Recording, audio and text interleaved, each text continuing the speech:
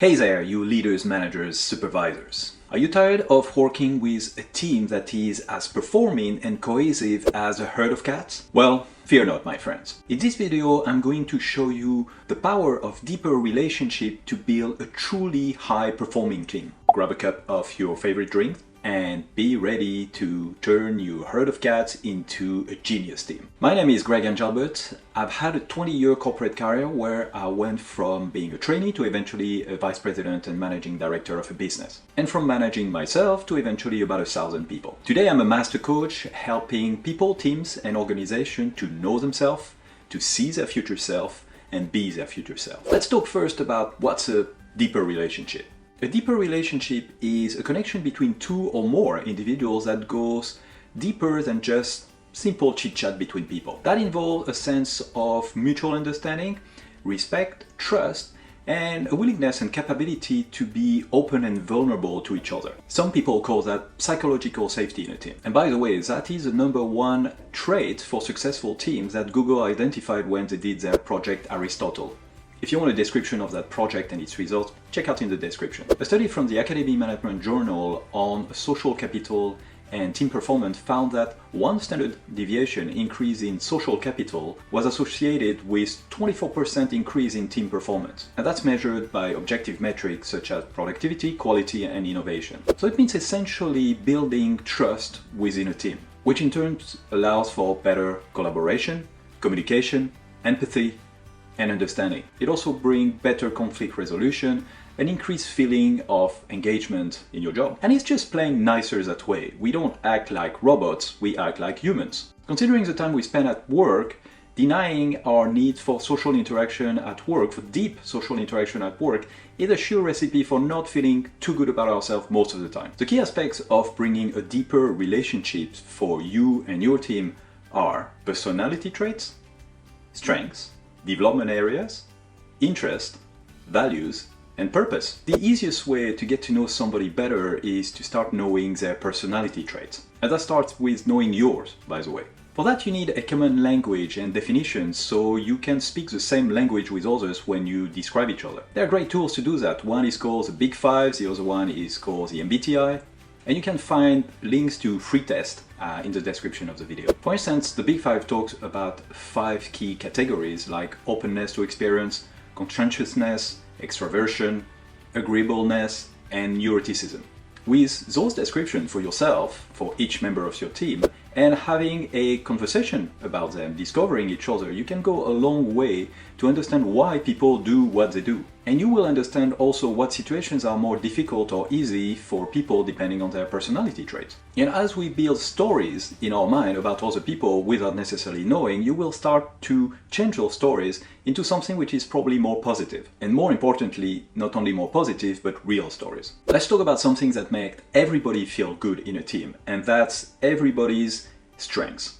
There are many strengths out there, so that's great because it means that everybody has very specific strengths that they can be shown. They can be about problem-solving skills, creativity, communication skills, leadership, and technical expertise in various domains. So what happens when you know your strengths and your colleagues' strengths? You can leverage your collective strengths to overcome challenges, generate new ideas, and create innovative solutions. Shared strengths can also help you learn from each other and develop individually new strengths. All in all, it helps you work as a team more effectively to achieve your goals. There are several tests that you can do online to discover the strengths in your team. One is called the Clifton Strengths from the Gallup Company.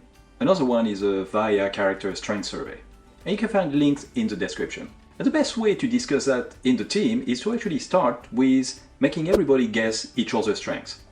This is a lot of fun to do and really feels good for everyone, because it helps everyone recognize everybody else. Then you can go into more detail with sharing the surveys that you've done and mentioned above. Let's go to something a bit more difficult now, which is what you individually and also each one of your team members can improve. Yes, you're not perfect, either are they. Sometimes this is called weakness, but I prefer to call that development area. There are skills and behaviors that you and your team members can work on improving to improve your individual and collective performance. And there it can be about communication skills, time management, leadership skills, emotional intelligence, creativity, innovation, flexibility, etc.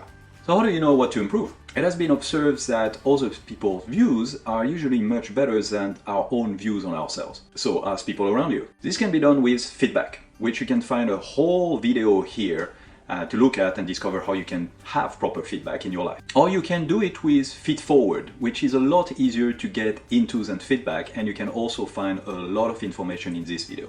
The point here is that when you share your difficulties, the things that you want to improve, you're showing courage and vulnerability at the same time.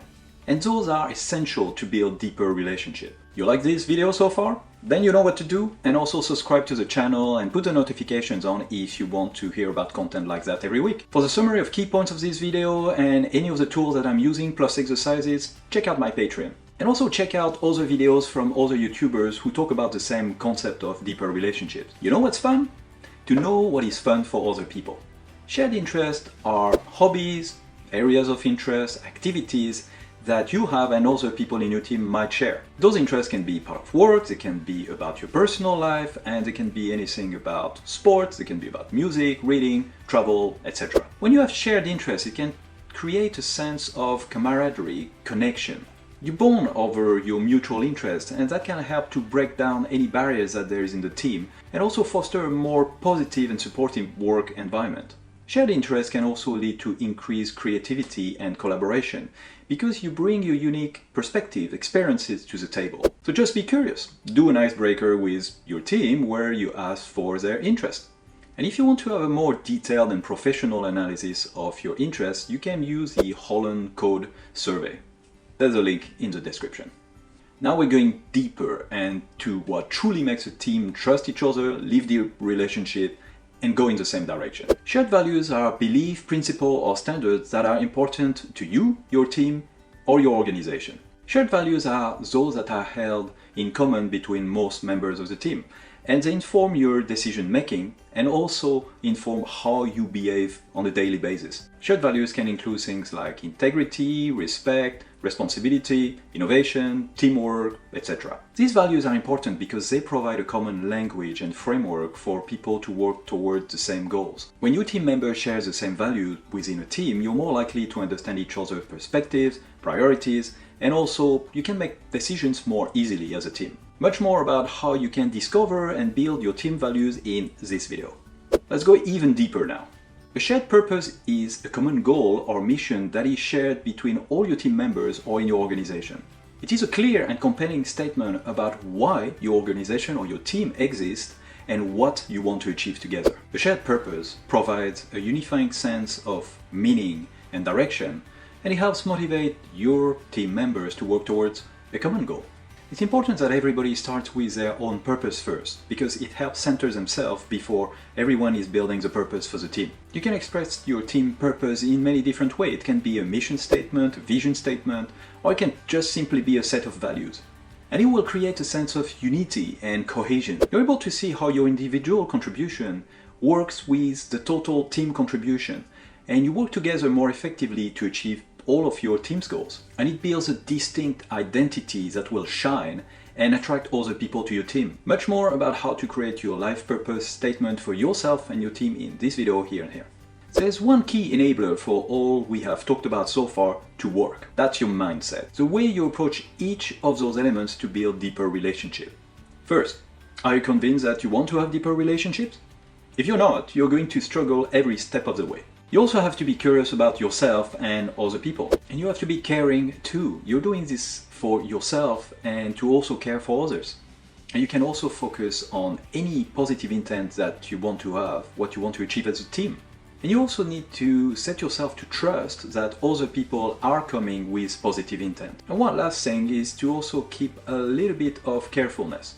You're opening yourself, so if people are not coming with positive intent to exchange with you, then you totally have the right to basically back off and retreat. You won't win the robot game.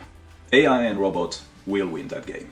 Focusing on what makes us human, exploring it, living it every day, is what is interesting as a game to play, because it is what makes us happy and perform at our best.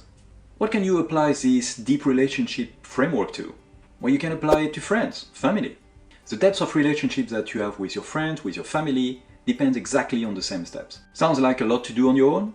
Sure, we all need help. A coach can be a great resource to help you go personally through this exercise or with your team. And I'm a master coach, by the way, so you can contact me in the link below. I will leave you with one quote, and it's an African proverb. If you want to go fast, go alone. If you want to go far, go together. And if you still feel that this might not help your team being motivated and yourself motivated every day, then check out this video here.